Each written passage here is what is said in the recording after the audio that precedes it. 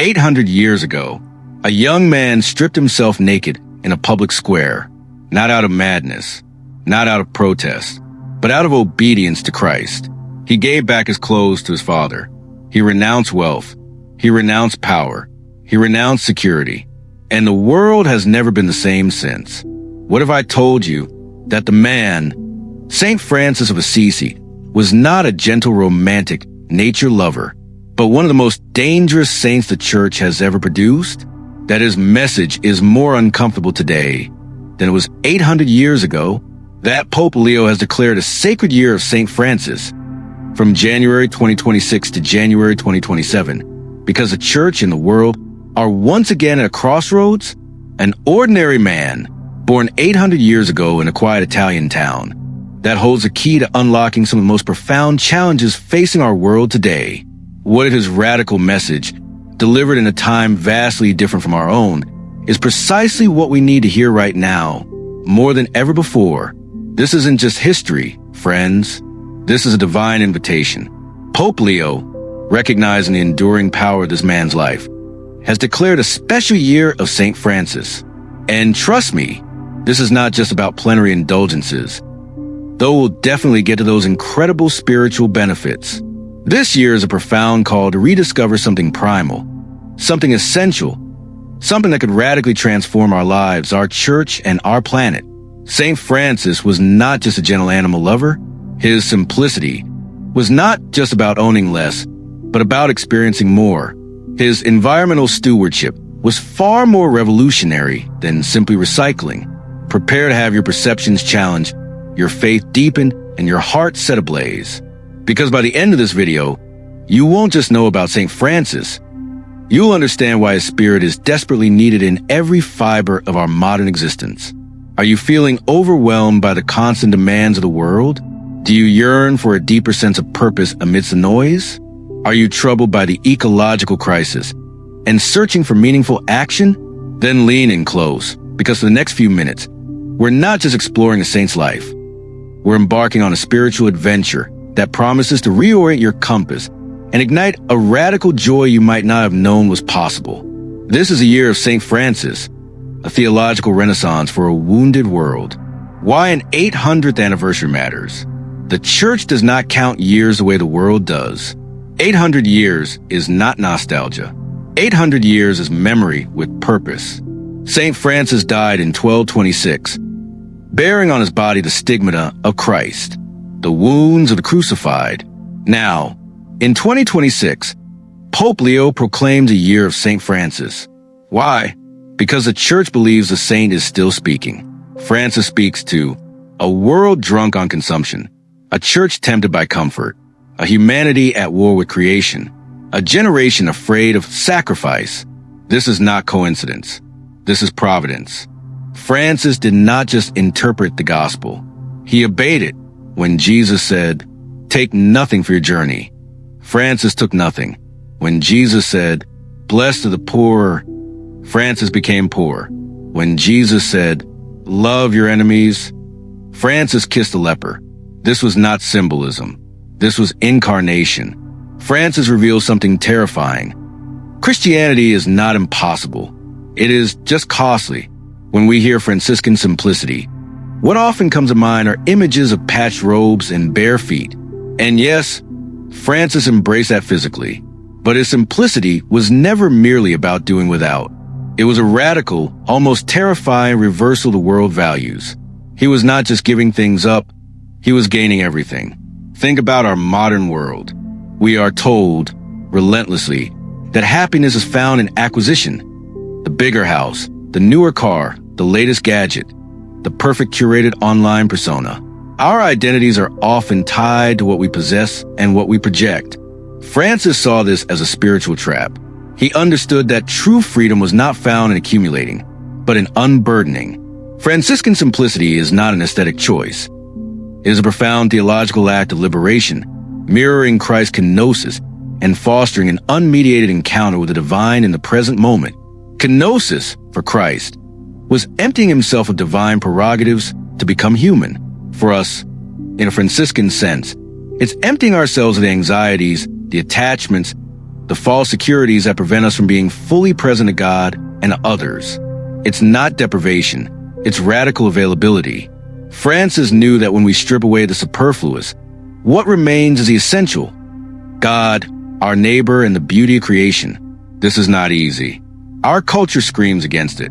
But imagine the freedom from anxiety about loss, the freedom from comparison, the freedom to truly see the sacred in the ordinary. Saint Francis was not an environmental activist in the modern sense. He was something far deeper. He saw creation as sacramentally charged. Brother Sun, Sister Moon, Mother Earth. Why? Because creation is not raw material, it is gift. Francis understood what modern humanity has forgotten. You cannot abuse what you receive as gift. You cannot dominate what you call brother. This is why Pope Leo highlights Francis-style environmental stewardship. Not politics, not ideology, but reverence. During this year of St. Francis, the Church grants plenary indulgences under specific conditions. What does that mean? It does not mean buying forgiveness. It does not erase conversion. A plenary indulgence means the temporal consequences of forgiven sin are fully remitted by God's mercy through the Church. To receive it, the faithful must be in a state of grace, receive sacramental confession, receive the Holy Eucharist, pray for the intentions of the Pope. Acts tied to the Franciscan Jubilee. Why does the Church do this? Because holiness is communal. Francis reminds us, no one saved himself alone. St. Francis is dangerous. He challenges our addiction to excess, our fear of silence, our refusal to suffer, our obsession with self. Francis says, you do not need more. You need less, and God. He exposes a lie that happiness comes from accumulation. For centuries, Christian theology often placed humanity at the apex of creation, granting us dominion over nature. While intended as stewardship, this often devolved into exploitation. St. Francis, 800 years ago, offered a shockingly different vision, one that resonates deeply with our contemporary ecological crisis. He didn't just love animals. He called them brothers and sisters. He didn't just appreciate nature. He saw God's very fingerprint in every leaf, every star, every creature.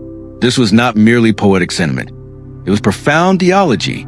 Franciscan environmental stewardship transcends mere ethical responsibility, positing creation not just as a reflection of the Creator, but potentially as a co-redemptrix in the ongoing work of salvation, actively participating in the glorification of God and drawing humanity towards sanctity. Francis's canticle isn't just a poem. It's a revolutionary theological statement. When he praises Brother Sun and Sister Moon, he's not anthropomorphizing them. He's recognizing their inherent dignity, their intrinsic value, and their role in praising God independently of human interaction. They participate in the divine economy of grace. If creation actively glorifies God, and if it can draw us closer to God, then our destruction of it isn't just an ecological problem. It's a spiritual wound. It's a refusal to acknowledge the divine presence and an impediment to our own spiritual growth. This transforms environmentalism from a chore into an act of worship, a path to holiness. Now, let's talk about something many people find fascinating and sometimes a little confusing: plenary indulgences. Pope Leo has attached these powerful spiritual graces to the year of St. Francis. But what exactly are they, and how do they connect to Francis's radical message? In simple terms, a plenary indulgence is a remission before God of the temporal punishment due to sins whose guilt has already been forgiven. It's about spiritual healing and purification, preparing us for a deeper union with God. It requires specific conditions: sacramental confession, Eucharistic communion, prayer for the Pope's intentions, and importantly, being detached from all sin, even venial sin. That last part is a Franciscan key. The plenary indulgences offered during the year of St. Francis are not merely a transactional spiritual benefit, but an ecclesial invitation to embrace the Franciscan charism of radical detachment, humble service, and profound encounter with Christ, thereby facilitating a deeper spiritual purification and authentic communion. Francis understood that attachment to sin, even small sins, creates a barrier between us and God. The desire for a plenary indulgence isn't just about getting out of purgatory. It's about a deep, authentic desire for holiness, to be completely pure in heart. Francis's life was a testament to that pursuit. So, how do we gain these indulgences during this special year? The Church outlines specific actions, often involving prayer, pilgrimage to a Franciscan site, or performing an act of charity in the spirit of St. Francis. These are not just checked boxes. They are opportunities for encounter. This year, let's look beyond the mechanics of indulgences and see them as a powerful catalyst for spiritual growth, drawing us into the very heart of the Franciscan spirit. So, we've explored 3 profound theological insights emerging from the year of St. Francis. Franciscan simplicity as radical liberation and unmediated encounter. Franciscan stewardship as a recognition of creation's co-redemptive role, elevating environmental action to spiritual worship. Plenary indulgences as an ecclesial invitation to embrace Franciscan holiness and radical detachment, leading to deeper communion. These aren't just academic points. They are a roadmap for our troubled times. The world yearns for authenticity amid superficiality. It groans under the weight of ecological destruction. It thirsts for genuine spiritual nourishment beyond fleeting trends. St. Francis, 800 years on, offers a powerful, prophetic answer. Let's make this truly interactive. I want to pose some deeper questions for you to ponder and discuss in the comments. This is where the viral potential truly lies, in the shared wisdom of our community. Given the insights into Franciscan simplicity, how might our parishes and church communities better model detachment from material excess and foster genuine spiritual freedom? Think about it. Our churches, our fundraisers, our community events. Are we inadvertently mirroring the consumerism of the world? Or are we truly embodying that radical Franciscan freedom? What practical steps could we take? If creation is truly a co-redemptrix, how should this reshape our liturgical practices, our theological education, and our understanding of sacraments? This is a big one. Imagine Mass incorporating more direct praise for creation, our seminaries emphasizing ecological theology, our understanding of baptism, connecting more deeply to the waters of creation. How revolutionary could that be? How can we, as individuals and as a church, cultivate the radical detachment from all sin, even venial, that is required for a plenary indulgence, and which Francis so perfectly embodied? This isn't just about avoiding big sins. It's about that subtle attachment, that small compromise. How do we cultivate that profound spiritual purity in our daily lives, striving for holiness with Francis as our guide? This is what the year of St. Francis is all about, a shared journey, a communal wrestling with profound truths.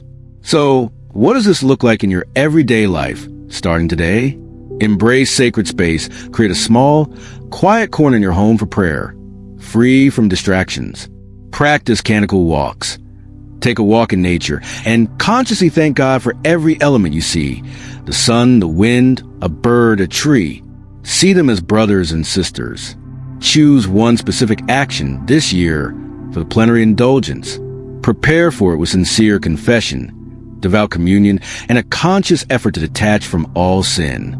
It could be visiting a local Franciscan parish, spending an hour in adoration, or a specific act of humble service. The Church is providing so many resources for this special year. Check your local diocese for events, pilgrimages, and talks. Many Franciscan communities will be holding special celebrations. This is our opportunity to collectively deepen our faith and impact the world. This year of St. Francis is not just a commemoration. It is a prophetic call to action for every Catholic, indeed for every person of goodwill. You, watching this video, are invited into this journey. This isn't just Pope Leo's year. It's your year to encounter St. Francis in a profound way. What aspect of his life most speaks to you right now? Is it his radical simplicity that challenges your consumer habits?